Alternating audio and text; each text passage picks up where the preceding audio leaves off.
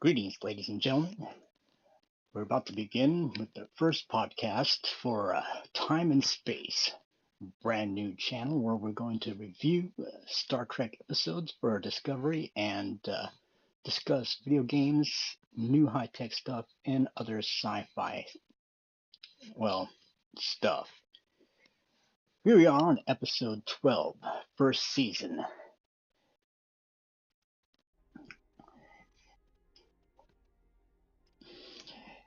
As we enter into the story, we get a recap of what just happened.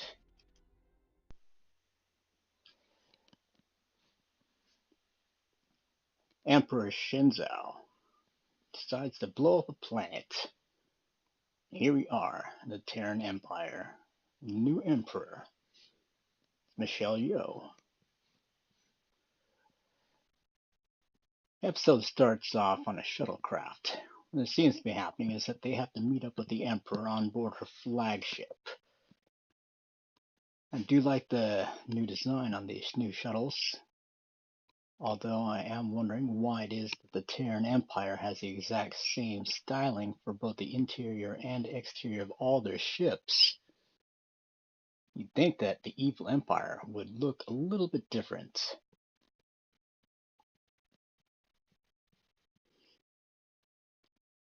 Doing a little bit of review to learn more about the emperor. Lorca here is about to give it up, so a little bit of spoiler warning for you, but it turns out that Lorca is indeed from the Mirror Universe. He's still trying to play it off here, though, like he isn't. Burnham is having a crisis of conscience, considering that she needs to talk to the Emperor, who is her old captain's duplicate. She just gave Lorca some painkillers so he can better survive the torture chambers. So here, as they're walking through warp, about to head to the other ship, Lorca's going to give her some bad advice from the Mirror Universe.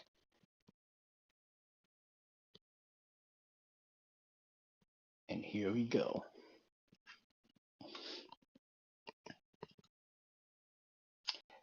I'm going to go ahead and skip through the intro scene here. Okay, Stamets is inside the little spore chamber. They're still trying to cure him, even though his boyfriend is now dead. Cadet Tilly, Captain Killy, is trying to cure him. But in the meantime, we're in the mind of Stamets, which is right there in the middle of Technicolor LSD flavored spore swamp, where he meets his alter ego from the Terran Empire. His Terran Imperial self has a better sense of humor, although he seems a little bit off his rocker. Perhaps he's been stuck here too for a while. While they discuss the secrets of the universe with each other, turns out that both of them have been stuck here for a little bit, and they need to find their way out. Here we are, on board the Emperor's flagship, her palace. Emperor Giorgio, with her awesome little uniform here, her cool sword, is about to give to Burnham a special Kelpian. Kelpians are slaves in this universe, because the Terran Empire, of course, believes in slaves. So she picks out her favorite one. Later on, it turns out that she's not picking this Kelpian to serve her. She's picking this Kelpian to be cooked up and eaten.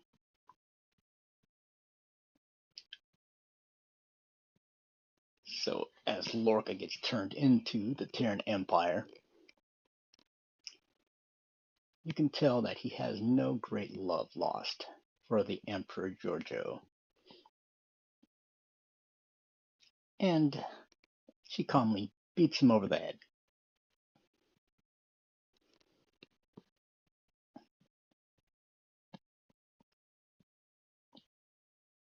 So, what happened there was it turns out that Burnham was not in the Emperor's good graces all along.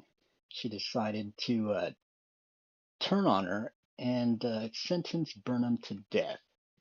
And we go back to Discovery here, where Tyler Vok is going through his Klingon withdrawal symptoms.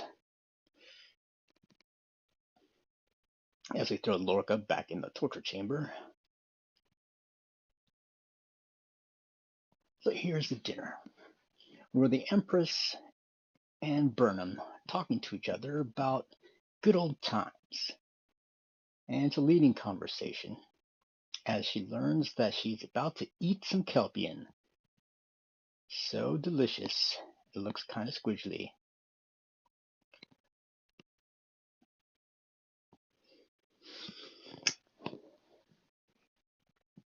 Well, all that Vulcan logic's not going to help you here.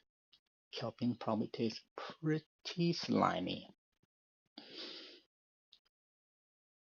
So, as the Emperor tells Burnham that she doesn't trust her anymore, and she's about to sentence her to death,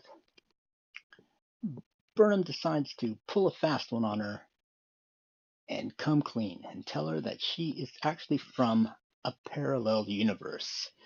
Whether that's a smart idea to tell her, no one can really say for sure. Well, here's Stamets telling the other Stamets how things work.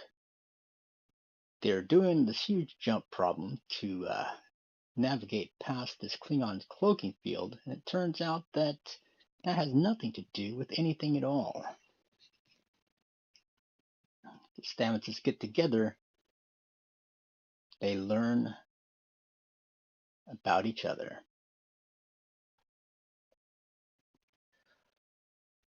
More drama from the Terran Empire. Okay, so in a plot twist, it turns out they need this Klingon after all that's in the brig.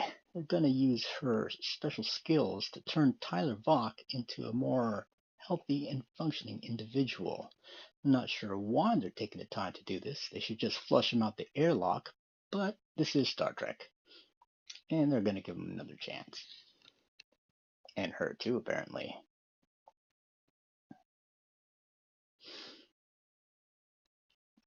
As the mystical Stamets goes cruising around his dream world in the Discovery, he meets up with his boyfriend, who was killed last episode by the Tyler Vok. And lo and behold, his dead boyfriend is actually dead.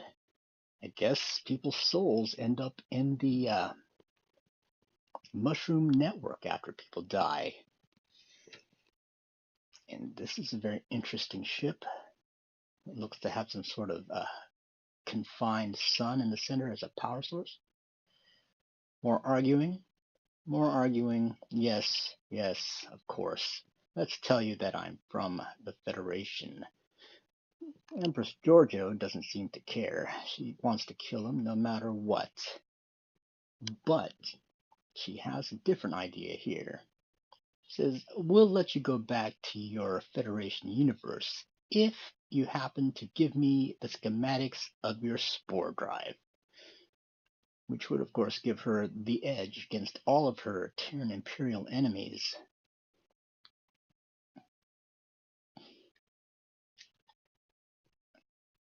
As Lorca is tortured, his torturer comes in and he brings in one of Lorca's old crew members.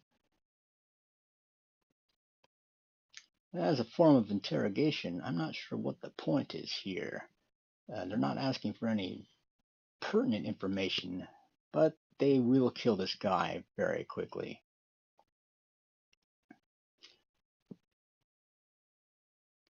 And as the Klingon helps Tyler Vok, he's going through his Klingon withdrawals.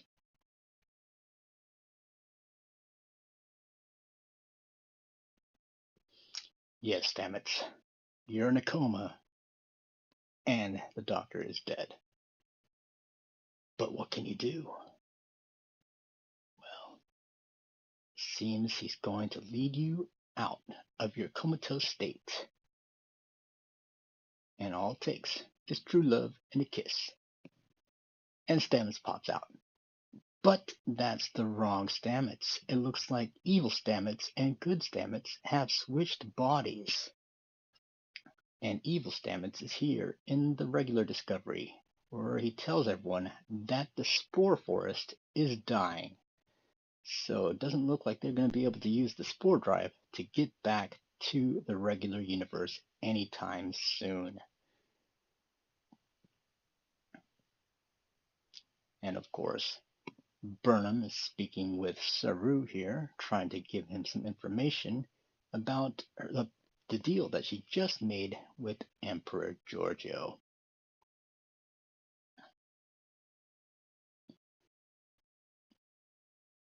Lorca's tortured, and this is where the episode ends for the day, where Lorca comes out and admits he's from the Mirror Universe and begins his plan to overthrow the Emperor. See, he wasn't just in that torture chamber for no good reason at all.